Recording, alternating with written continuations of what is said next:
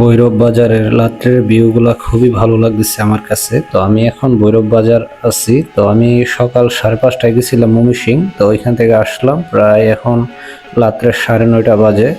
তো ভৈরব বাজার বিশ্ব রুট থেকে ব্রাহ্মণবাড়িয়া বিশ্ব রুট আসবো, আর ব্রাহ্মণবাড়িয়া থেকে কিভাবে আসবো নবীনগর এটা আল্লাহ জানে। দেখি ভাগ্যে কি আছে। যদি গাড়ি না পাই তাহলে দেখা গেল কি হোটেলে থাকবো।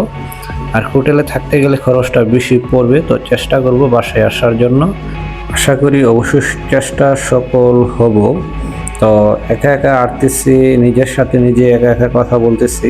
তো দেখি কি করব, কেউ নাই পাশে যে টাইম পাস করব বা বাসার দিকে আসবো। তো একা একা ক্যামেরার সামনে কথা বলতেছি, বিভিন্ন রকমের আলাপ করতেছি।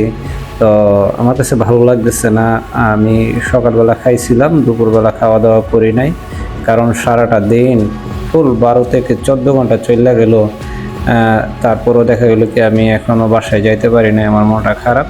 তো আমি এই দিকে ওই দিকে তাকাইতেছি। তো একজনকে আমি জিজ্ঞাসা করছি, তো বললো এটা নাকি ব্রাহ্মণবাড়িয়ার বাস।